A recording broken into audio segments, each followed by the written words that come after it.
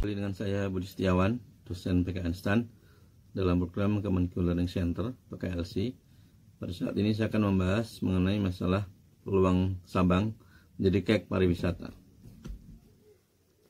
Jadi kota Sabang ini ada di Provinsi Nanggroe Aceh Darussalam di Pulau W ya. Itu letaknya paling barat Indonesia. Dan kota Sabang meliputi 5 pulau ya, Pulau W, Pulau Klah, Pulau Rubiah, Pulau Selaku, dan Pulau Rondo. Kota Sabang terdiri dari 2 kecamatan, Sukajaya dan Sukakarya. Dan hampir seluruh daratannya berupa batuan, baik berupa batuan vulkanis maupun aluvial ya, dari kota Sabang dalam angka tahun 2018. Kemudian berikutnya, topografi kota Sabang sangat bervariasi ya, dataran rendah, bergelombang, berbukit, dan lain-lain.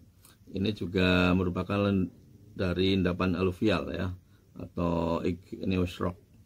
Kemudian sekitar 2.600 hektar terumbu karang terdapat di Pulau W, terutama di sekitar Pulau Rubiah, ditetapkan sebagai Taman Wisata Air Laut Alam Laut Pulau W oleh Menteri Kehutanan tahun 82, sudah lama sekali.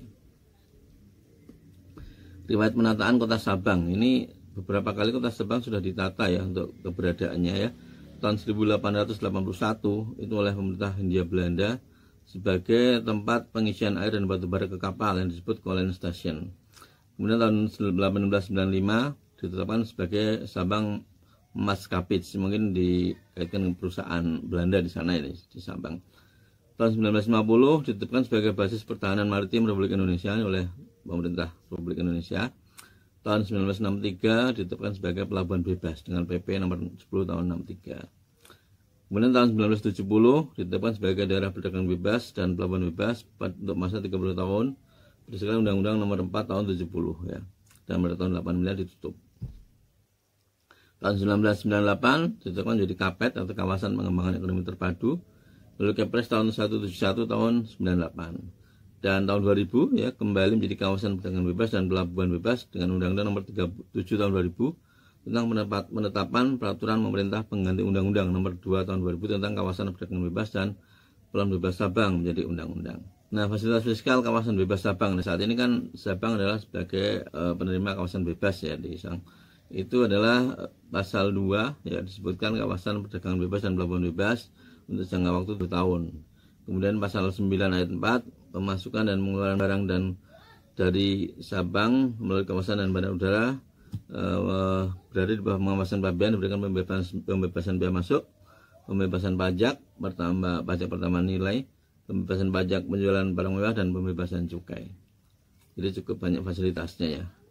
Kemudian untuk kawasan ekonomi khusus ya, ini diarahkan sesuai dengan Undang-Undang nomor 39 tahun 2009 ya.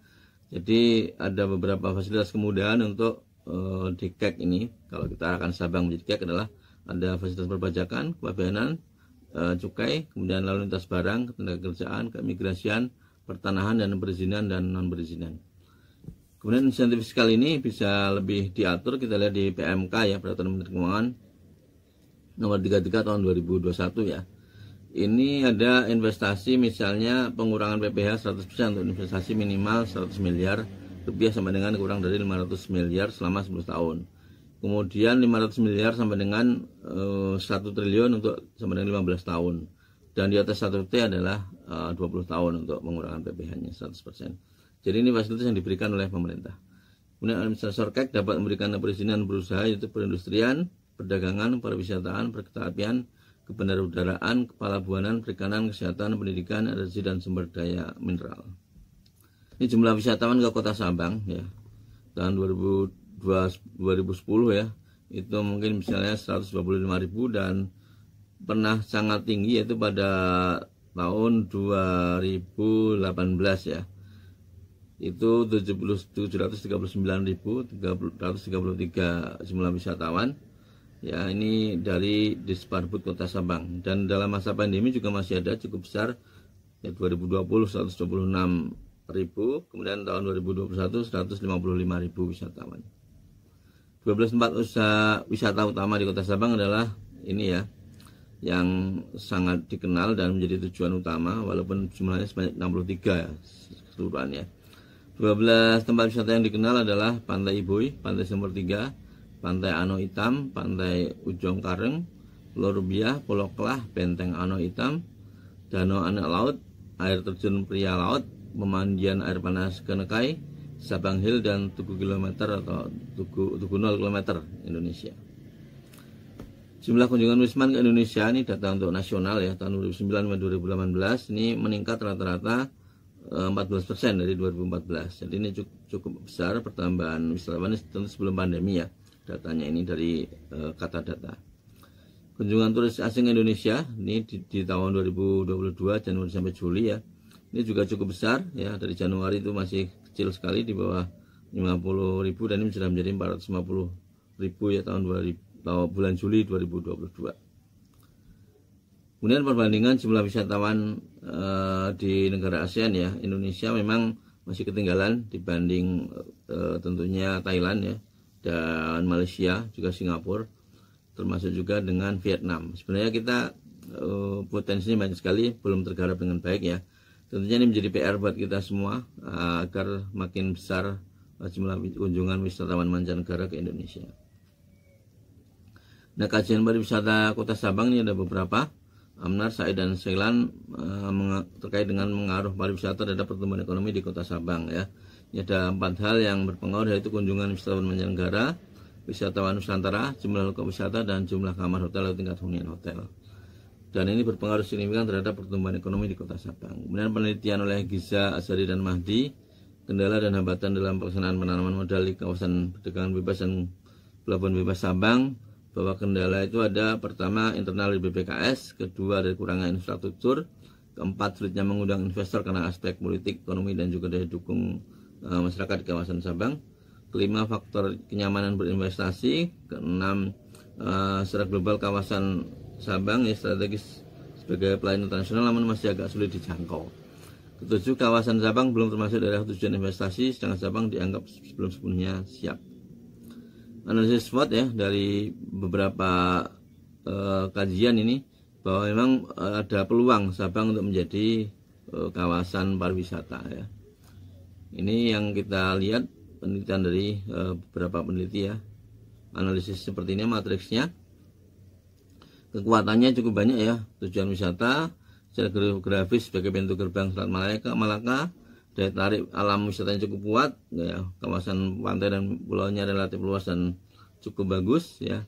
Juga sektor lain-lainnya cukup mendukung ya, partisipasi masyarakat dan lain-lain.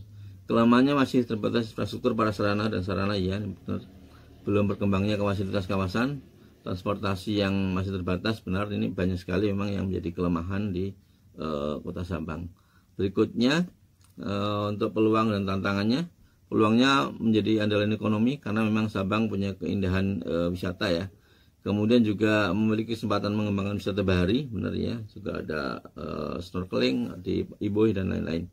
Kemudian tantangannya adalah perbedaan pandangan antara Pemda dan BPKS bisa jadi. Kemudian saling mengklaim dalam memasarkan wisata Sabang ke luar negeri. Tarik ulur dan pelaksanaan yang bersifat teknis ini sering terjadi di pemerintahan di daerah ya. Dan beberapa hal yang bisa dibaca dilihat di matriks ini. Nah, kesimpulannya adalah kawasan bebas Sabang tidak berkembang sebagai kawasan yang pada awalnya diharapkan banyak investor menanamkan modal di bidang manufaktur dan tujuan ekspor. Yang berkembang adalah pariwisata. Pariwisata walaupun belum dikelola dengan baik, tetapi sudah ada banyak wisatawan yang datang. Artinya mereka tertarik dengan potensi di wilayah Sabang. Kekuatan inti pariwisata adalah keunikan dari bagian dari keindahan, dan ini Sabang memiliki hal itu ya, dari baik lautnya, dari daratanya, sehingga ini perlu penanganan yang bijak, profesional, dan berkelanjutan agar mencapai Sabang menjadi kawasan ekonomi khusus yang dapat mendatangkan wisatawan lebih banyak ke Sabang. Demikian, semoga bermanfaat. Terima kasih.